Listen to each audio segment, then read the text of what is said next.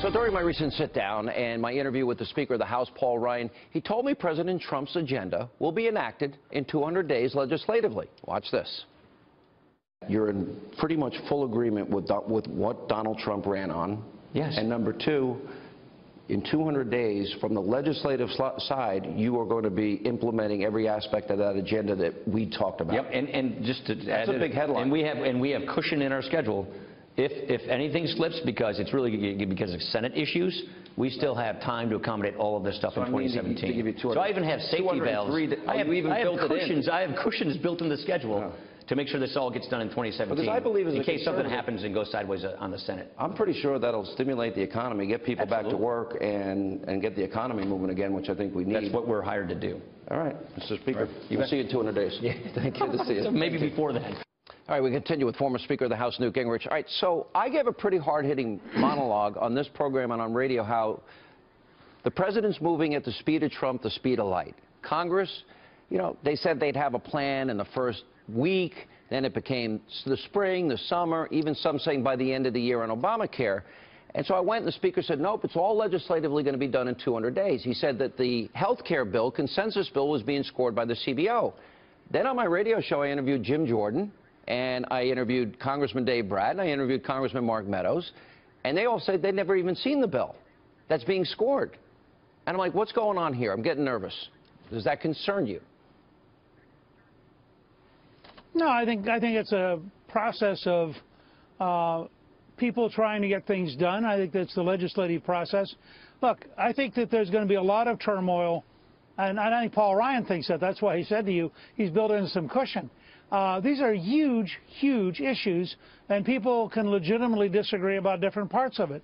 The leadership is going to have a bill to repeal Obamacare and replace it. The leadership's also going to have a tax bill sometime this summer. Can I just ask one question, though? These are enormous bills. How is it possible they haven't shared the bill with the House, but yet it's being scored by CBO, and these Republicans don't know what's in it? Well, I think it's possible because, frankly, they're going to have to keep playing with the bill in terms of legislative drafting until they can get it scored right. I personally would abolish the Congressional Budget Office.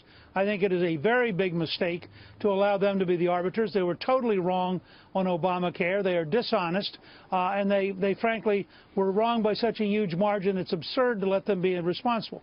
But I understand what Ryan's trying to do. Ryan wants to find a bill as a baseline, bring it to the conference and say, look, this is a core document. Now, let's argue about amendments. Let's argue about a variety of steps. He's not going to get a single bill through on that scale without amendments. And he knows that. And he knows that, for example, the Freedom Caucus, the conservative wing of the party, is going to be fighting over a couple of issues. He's also got to raise the question, will he get a single Democratic vote?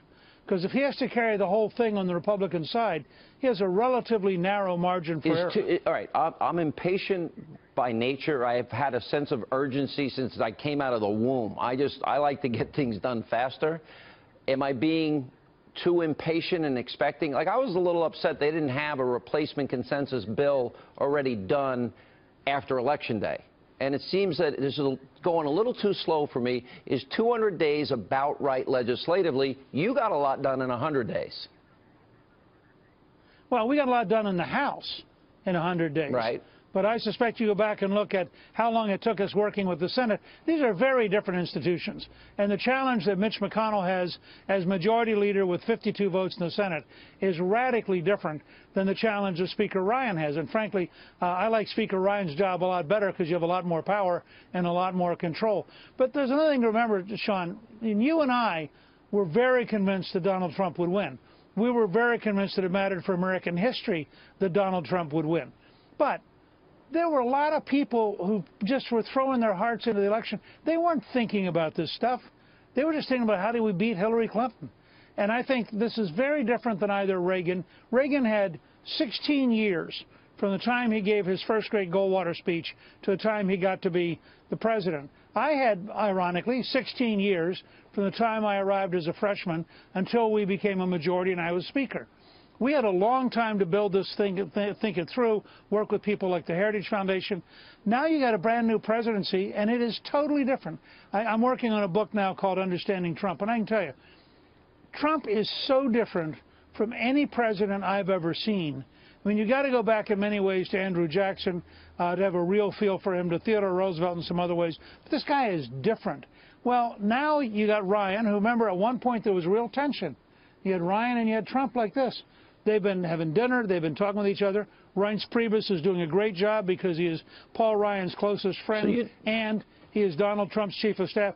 They're gradually coming together. I think that's a big deal. Okay, so 200 days you think is a real possibility in terms of the time frame, and you don't think it... All right, listen, I'm willing to take the Speaker at his word, but I was surprised that fellow congressmen, Republicans, had no idea about the bill. That surprised me, but I'll keep an eye on it. We're going to hold them accountable. No.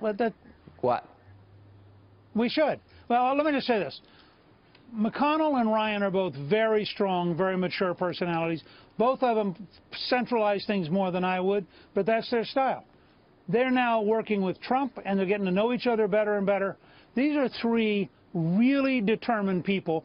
I suspect that 200 days fits exactly within where the Trump team wants to be. And I think you're going to see, I mean, look, you know me.